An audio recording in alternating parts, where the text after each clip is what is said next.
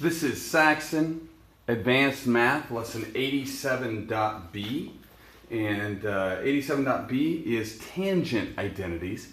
Now, and I didn't write that up there, I apologize. Tangent identities are a little bit different. We already had those earlier. I put it with the tangent and theta is equal to sine over the cosine. But it's easier on the tangent identities to go ahead and develop them. And so we're going to jump right into 87.4, which says develop an identity for the tangent of a plus b. Now, this would be an identity, a way that we could say these are always equal. Remember, that's what an identity is. And they're asking for us to do this with a tangent. So we know what the tangent is. The tangent is the sine over the cosine. Okay, so the tangent of a plus b is the same as the sine of a plus b over the cosine of a plus b. Now, this is where it gets a little bit interesting. I'm going to use, and if you need to watch 87.a for this identity, that's fine, but I'm going to use the a plus b identity for the sine and the cosine right here, and I'm putting them in, just substituting them for the sine of a plus b and the cosine of a plus b.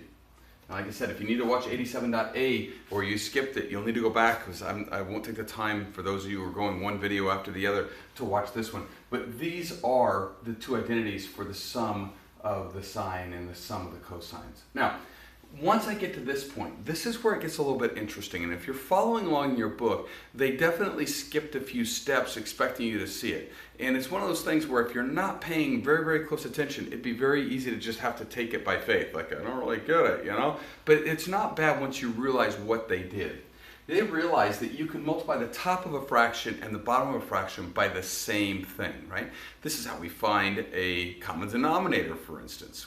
What gives us the ability to multiply the denominator by another value to change it? Well, as long as we multiply the numerator by that value. Now, we're going to use a very special value here. We're going to use 1 over the cosine of a cosine of b and 1 over cosine a cosine of b. That is a value of 1 because it divides out.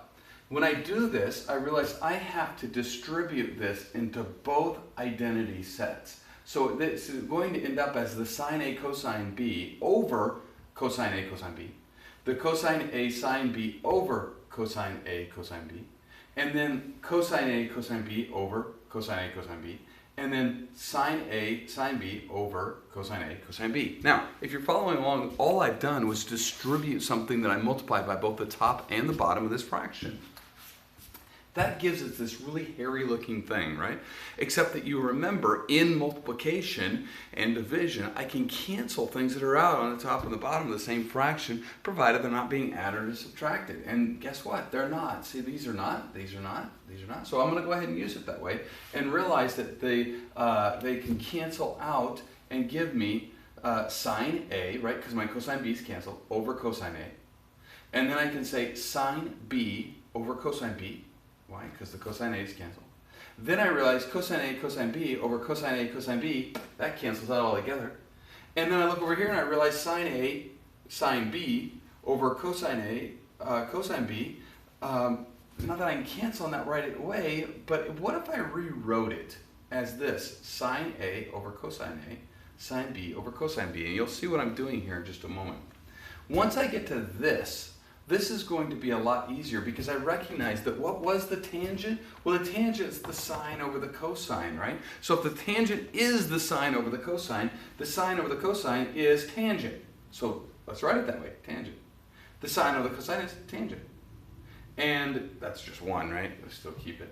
This is where it gets to be interesting. This is sine A cosine A. So what is that? Well, that's tangent A.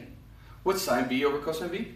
Tangent B. And I'm able to put those in, and I ended up with an identity that says the tangent of A plus B is equal to tangent A minus tangent B over 1 plus tangent A tangent B. And we've developed an identity. And they're going to be looking for us to be able to be comfortable with working with these identities. The only way we will be comfortable with them is if you actually take the time to memorize those identities. And I realize there's no way, as me, the teacher, especially with the distance learning that you maybe are doing at this point, there's no way for me to check that. You as a student will need to go ahead and memorize these identities in order to be successful with them. There's no way you're going to look back every time and figure it out. It would be more frustrating than if you'll just take the time to memorize the identities.